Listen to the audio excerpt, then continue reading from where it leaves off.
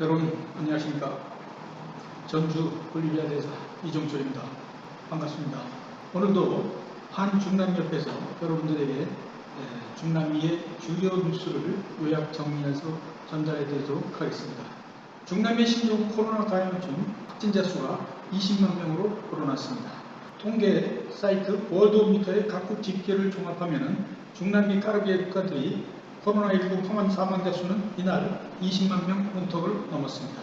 69만 명을 향해 가는 전 세계 사망자의 29%가 중남미에서 나온 셈입니다. 중남미 인구가 전 세계 인구에서 차지하는 비율은 8%에 불과합니다. 중남미 내에서는 브라질 사망자가 9만 3천여 명으로 가장 많고 멕시코가 4만 7천여 명으로 그 뒤를 잇고 있습니다. 중남미 전체 사망자의 70%를 차지하는 이 두 나라는 미국에 이어 전 세계 코로나19 사망자 수 2위, 3위를 나란히 기록 중입니다. 사망자 과소집계가 논란이 되고 있는 페루가 19,000여 명, 콜롬비아가 만여 명으로 뒤를 잇고 있습니다. 중남미 코로나19 누적 확진자 수는 490만 명을 넘어서 500만 명을 향해 가고 있습니다. 중남미 대부분의 국가에서는 감염 곡선이 수개월째 오름세를 보여주고 있습니다. 상황은 계속 악화하는데 중남미 대부분 지역에서 봉쇄 수준이 전보다 완화된 상태라 가파른 감염 확산세가 언제쯤 진정될지는 예측하기 어려운 상황입니다. 다음은 아르헨티나의 코로나 관련 소식도 전해드리도록 하겠습니다. 아르헨티나 신종 코로나 바이러스 감염증 확산세가 더 가팔라지면서 단계적으로 이루어지던 봉쇄 완화도 잠시 중단되었습니다. 알베르토 페르난데스 아르헨티나 대통령은 31일 지난 며칠간 감염이 더 많이 늘었다며 8월 16일까지 계속 현재와 같은 수준의 봉쇄를 유지한다고 밝혔습니다. 아르헨티나는 지난 3월 20일부터 엄격한 봉쇄령을 내리고 외출을 통제하다가 지난달부터 지역별로 점진적인 봉쇄 완화를 진행해왔습니다. 가장 봉쇄가 엄격했던 수도 부에노스아이레스의 경우 격리령은 유지됐지만 외출 허용 범위가 점차 확대되고 일부 상점과 미용실 등도 문을 열었습니다. 8월 3일부터는 개인 야외 운동도 허용할 예정이 있습니다. 그러나 이러한 개혁은 일단 유보되었습니다. 아르헨티나에 지금까지 18만 5,378명의 코로나19 확진자와 3,466명의 사망자가 나왔습니다. 전날 하루 신규 확진자가 6,377명으로 최고치를 경신하는 등 봉쇄 완화 이후 상황이 더 악화되었습니다. 특히 감염자의 대다수가 수도권에 몰려있어 의료체계 붕괴 우려도 커지고 있는 상황입니다. 이날 악셀 키시오프 부에노스아이레스 주지사는 병상이 점차 차고 있어서 확진자 수치가 내려가지 않으면 더 엄격한 격리령을 내려야 할 것이라고 말하기도 하였습니다. 다음은 남미의 소국인 가이아나의 대선 관련 소식 전해드리겠습니다.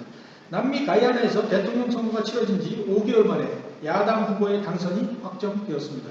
로이터 통신에 따르면 가이아나 선거관리당국은 이날 야당 국민진보당 후보인 이르판 알리 전 주택장관의 당선을 공식 발표했습니다. 그는 이날 오후 곧바로 취임해 5년 임기를 시작할 예정입니다.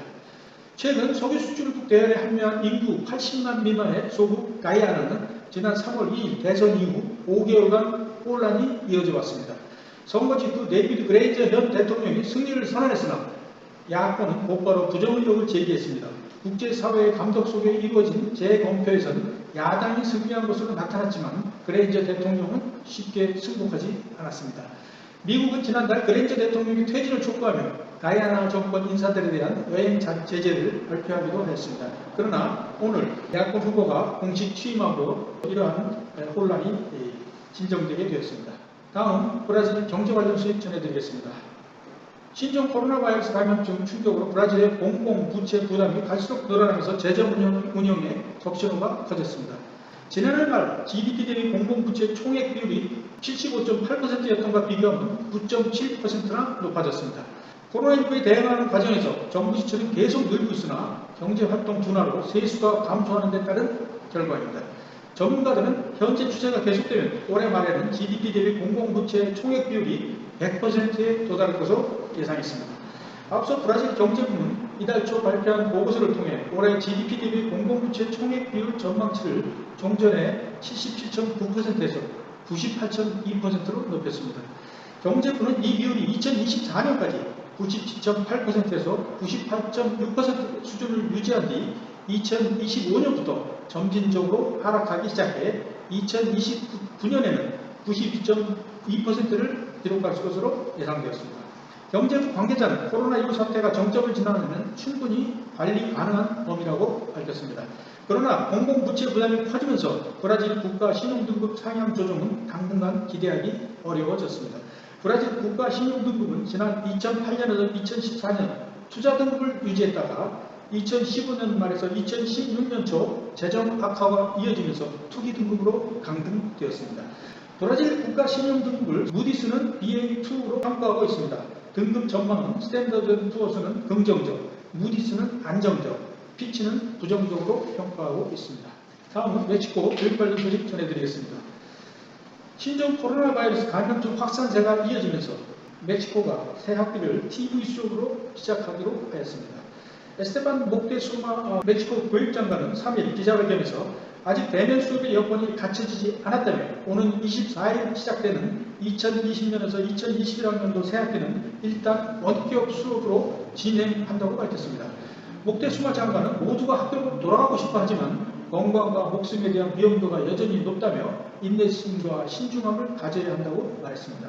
이날 기자회견에는 텔레비사와 TV 아스테카 등 멕시코 주요 4개 방송사 관계자도 배석하였습니다. 이들 방송국들은 교육부와 함께 24일부터 16개 채널에서 오전 7시부터 오후 8시까지 전국 3천만 명 이상의 학생들에게 수준별 교육 방송을 제공할 예정입니다. 교육부는 멕시코 TV 보급률이 94%라며 TV가 없거나 나오지 않는 가정의 학생들에겐 라디오 방송이나 집에 학습장을 가져다주는 방식으로 대체한다고 밝혔습니다. 멕시코 정부는 코로나19 신호등색이 초록색으로 변해야 대면 수업을 시작할 수 있다고 밝혔습니다. 보건부는 15일마다 지역별로 코로나19 상황을 평가해 위험도가 높은 순으로 빨강, 주황, 노랑, 초록색을 부여하는데 현재 멕시코 32개 주 전역이 빨강 또는 주황색입니다. 다음은 열대우림 관련 소식입니다. 지구의 혁파로 불리는 아마존 열대우림에서 산불이 증가세를 멈추지 않고 있습니다. 브라질 정부의 단속이 제대로 이루어지지 않는 데다가 건조한 날씨가 이어지면서 산불이 빠르게 늘고 있습니다. 1일 브라질 국립우주연구소에 따르면 지난 1일부터 30일까지 아마존 열대우림에서 발생한 산불은 6,091건으로 집계되었습니다. 31일의 현황이 집계에 포함되지 않은 상태에서도 지난해 7월에 5,318건보다 14.5% 늘어난 것입니다. 국립우주연구소 자료를 기준으로 지난 한 해 동안 아마존 열대우림에서 발생한 산불은 89,178건이었습니다. 아마존 열대우림에서는 농경지와 목초지 확보를 위한 무단 벌채와 방화 행위가 끊이지 않고 있습니다. 수천 그루의 나무를 잘라낸 후 오히려 불을 지르고 나서 경사면은 가축 사육지로, 평지는 대두와 옥수수 등 곡물 재배지로 활용하는 방식입니다. 국제환경단체 그린피스는 브라질 정부에 아마존 열대우림의 산불 억제를 위한 적극 대책을 촉구하였습니다. 브라질 정부는 아마존 열대우림 지역이 너무 넓어 산불 단속이 현실적으로 어렵다는 입장입니다.